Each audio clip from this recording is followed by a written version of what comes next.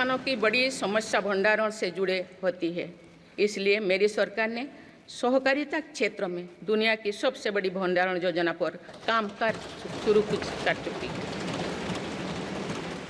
किसान अपने छोटे खर्चे पूरे करने के लिए इसके लिए पीएम किसान सम्मान निधि के तहत उन्हें 3,20,000 करोड़ रुपये से ज़्यादा राशि दे सकती है।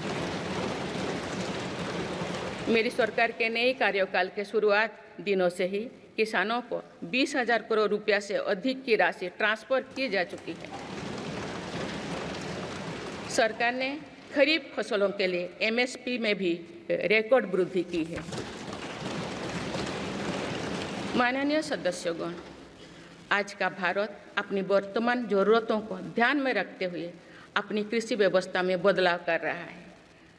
हम ज़्यादा से ज़्यादा आत्मनिर्भर हो और ज़्यादा से ज़्यादा निर्यात से किसानों की आमदनी बढ़े, इस सोच के साथ नीतियाँ बनाई गई है, निर्णय लिए गए हैं। जैसे भारत दलहन और तिलहन में दूसरे देशों पर निर्भरता कम करने के लिए देश के किसानों को हर संभव मदद दे रहे हैं। ग्लोबल मार्केट में किस तरह के फूड प्रोडक्ट की डिमांड ज़्यादा है, इसके आधार पर नई रणनीति बनाई जा रही है। आजकल ऑर्गेनिक उत्पादों को लेकर दुनिया में डिमांड तेजी से बढ़ रही है। भारत के किसानों के पास इस डिमांड को पूरा करने के भरपूर क्षमता है।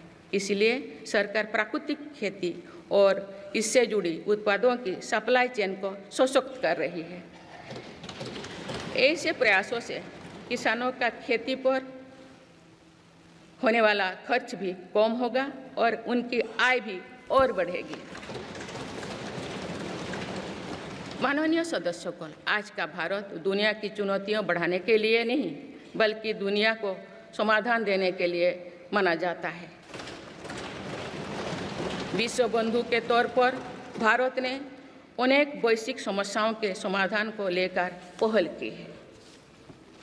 जलवायु परिवर्तन से लेकर खाद्य सुरक्षा तक, पोषण से लेकर सस्टेनेबल एग्रीकल्चर तक हम अनेक समाधान दे रही है।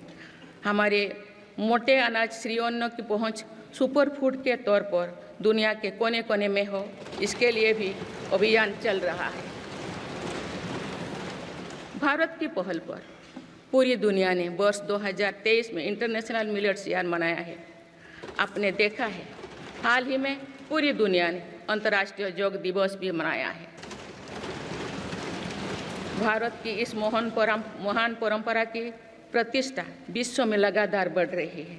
योग और आयुष को बढ़ावा देकर भारत एक स्वस्थ विश्व के निर्माण में मदद कर रही है। मेरी सरकार ने रिन्यूएबल एनर्जी की क्षमता भी कई गुना बढ़ाई है। हम जलवायु से जुड़े लक्ष्यों को निर्धारित समय से पहले प्राप्त करने की दिशा दिखा रहा है।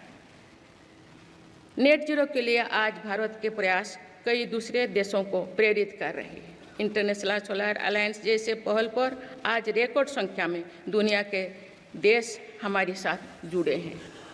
माननीय सदस्यगण, आने वाला समय ग्रीन एरा यानी हरित युग का है। मेरी सरकार इसके लिए भी हर जरूरी कदम उठा रही है।